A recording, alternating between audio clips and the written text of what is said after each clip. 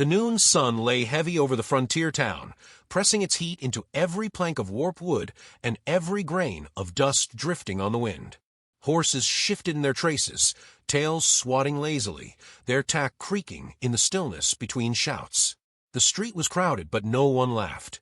They were all looking toward the wooden platform in the center of the road, as if it were a gallows. Two women stood there side by side. Their hands were bound with rough hemp rope. Faded cloth gags pressed against their mouths, and narrow strips of burlap hid their eyes from the glare.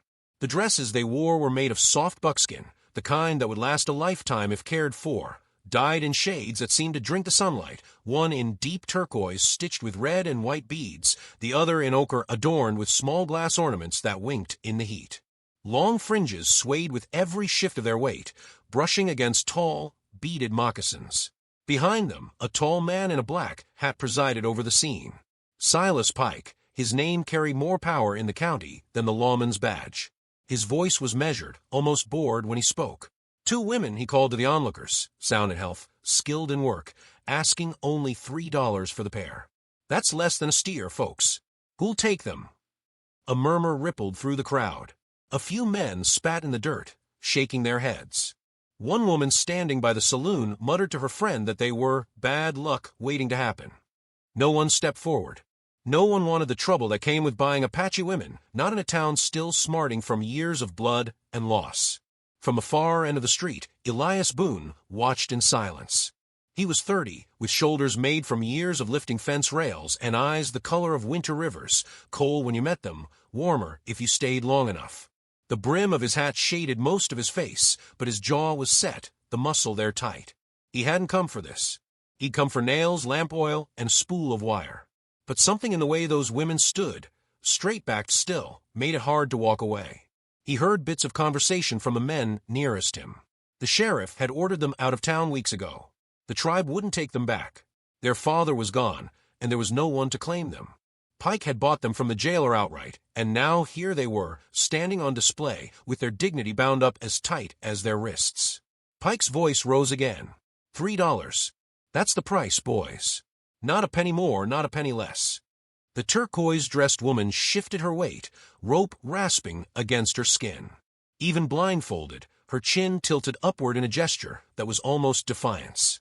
The ochre-dressed woman kept her head bowed, the fringe of her dress trembling slightly in the hot air. Elias found his hand moving toward the pocket of his vest. The coins inside were meant for wire and feed. $3 silver. He felt their weight, and for a moment he thought of his own sister years ago, standing in the street as the whole town whispered about her mistake, a mistake that had cost her every friend she'd ever known. Before he could talk himself out of it, he stepped forward. Boots scuffed the boards as heads turned to watch him cross the street. He stopped at the edge of the platform and looked up at Pike. $3, Elias said. His voice carried just enough for the crowd to hear. He pulled the coins from his pocket, letting them fall into Pike's open hand one by one. The sound was sharp in the still air, like nails dropping into a coffin. Pike's smile was thin. They're yours. Elias stepped past him without another word. He reached for the rope binding the turquoise-dressed woman's wrists first. His fingers worked the knot slowly, careful not to pull too hard against the raw skin beneath. Then he freed the second woman. Neither moved to remove their blindfolds. They stood still until he touched their arms lightly, guiding them down from the platform. The crowd parted as they passed. Someone chuckled low. Another man muttered something Elias didn't catch. Dust swirled around their boots. The turquoise-dressed woman kept her steps even, steady, while the other faltered once, catching herself before she fell. Elias said nothing, only kept walking toward the end of town, where his horse waited. They traveled the first mile in silence. The road wound through pale grass that whispered against their skirts. The sun burned high overhead, baking the earth until the air wavered. Elias led his horse by the reins, the women walking behind. At a small creek, he stopped and offered his canteen. The one in ochre took it, sipping cautiously before handing it back. The other woman shook her head once, the beads at her shoulder catching a glint of light. They climbed a low ridge as the day leaned toward evening. The wind shifted cooler, carrying the scent of juniper. In the distance, the land rolled out in shades of golden brown, ending in the thin line of his ranch fences. Elias didn't look back at them, but he could feel their presence, 2 lives walking just beyond his shadow, bound to him now by nothing more than a few coins and whatever choice he would make next. When they reached the ranch, he stopped before the cabin. "You can take this for the night," he said quietly. "I'll be in the barn." Neither answered. They stepped past him into the cabin, the door closing soft behind them. Elias went to the barn, spreading his bedroll in the loft. As night came, the sky filled with stars sharp enough to cut. Somewhere across the yard, a candle flickered behind the cabin window. He lay awake, listening. The night carried their voices faintly, speaking in a language he couldn't understand, low, careful, almost like the hush of wind through long grass. He couldn't tell if it was fear or planning. And as he closed his eyes, a thought took root and held. Whatever truth had led them to that platform, it wasn't finished with them yet. And now, it wasn't finished with him. The morning came pale and windless, the kind of dawn where sound seems to carry farther than light. Elias stepped from the barn, with a pot of coffee in one hand and a plate of bread in the other. The cabin door was open, and the 2 women stood in the threshold, no longer blindfolded.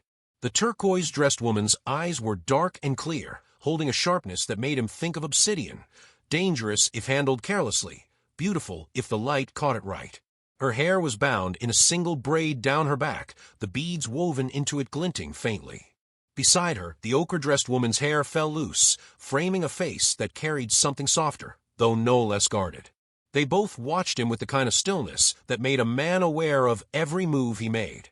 He set the plate on the porch rail and poured 2 cups, leaving them within reach, before stepping back. The one in ochre reached first, lifting the cup with careful hands. The other took hers slowly, never breaking eye contact. They drank in silence.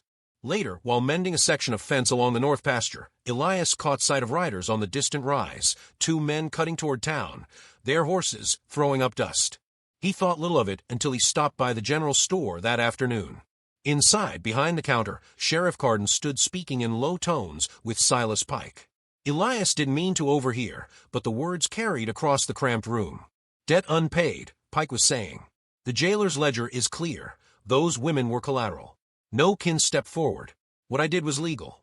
Carden's reply was quieter, but Elias caught enough. The women's father had died in custody under uncertain conditions. A craftsman wrongly accused of theft. With no chance to defend himself, his property was seized, and his daughters taken to erase the debt and the story along with it. Elias felt the heat rise in his chest, a slow, steady burn that reached his jaw. He left without buying anything, his boots striking the boards hard on the way out. When he returned, the turquoise-dressed woman was waiting on the porch. Her voice was the first he'd heard from her. Low, steady, edged with steel. "You paid coins, but you bought nothing. We are not yours." He didn't flinch. "Then let me be the man who returns you whole." She studied him for a long moment, eyes narrowing slightly, as if weighing the truth in his words. No answer came, only a slow blink before she stepped back into the cabin. That night, the sound of hooves approached the ranch. 2 figures rode up, faces half hidden beneath hats, moving with the care of men who expected trouble. Elias met them at the gate, his rifle resting casual-like against his shoulder. "We're here for the women," one of them said, spitting into the dirt. "Then you've come to the wrong place," Elias replied, his tone even but his stance fixed. They shifted in their saddles, glancing toward the cabin where, unseen, 2 figures watched from the shadows. One of the riders leaned forward, voice tightening. "You can hand them over, or we can take them." Elias's gaze didn't waver. "You'll be leaving now." There was a moment where it might have gone another way, but the men turned their horses, riding off with muttered threats trailing behind them. Inside, the turquoise-dressed woman, Marisol, spoke again. "Why risk trouble for us?" Elias poured himself a cup of coffee from the pot, left cooling on the stove. "Because you've had enough men turn away." The silence after carried more weight than any thanks. At first light, trouble returned in full measure. Pike rode in with 3 armed men, their presence loud in the still morning. They halted in front of the cabin, horses stamping, the metallic jingle of tack cutting the quiet. "You've got something of mine," Pike called out. Elias stepped onto the porch, one hand resting on the doorframe. "You're mistaken." Pike's smile was thin and humorless. "You're a lonely fool paying for trouble." Before Elias could speak, Marisol emerged from the doorway, her sister close behind. In her hands, she carried a small leather pouch, worn smooth with age. She opened it, spilling its contents into her palm, delicate strings of beadwork, each patterned with precision. "These are my father's," she said, her voice carrying across the yard. "They prove what you called theft was his own work. They prove you lied." She tossed them at Pike's feet. The beads scattered in the dirt, tiny flashes of color against the dust. Pike's face tightened, his men glancing at one another unsure.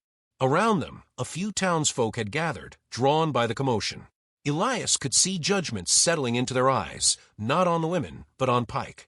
Pike dismounted, bent to gather the beads, and straightened with his jaw clenched. "You think this changes anything?" Marisol stepped forward, her voice sharp enough to cut the morning. "Our name is not for sale." The words hung in the air, unshaken by the breeze. Pike looked at Elias once, something hard passing in his expression, then swung into his saddle. Without another word, he rode off, his men following, their dust cloud drifting long after they were gone. When the sound of hooves faded, Elias turned to find both sisters watching him. No one spoke, but something had shifted, less distance in their eyes, less weight in their shoulders.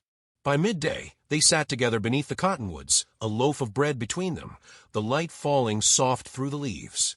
Elias listened to their quiet conversation, the words still in their own tongue, but now threaded with a note he hadn't heard before. And he thought, as the wind moved through the grass, that sometimes you don't choose who you stand for. Sometimes they choose you, silent, bound, and half-hidden behind burlap, and in freeing them, you find yourself freed in ways you never expected.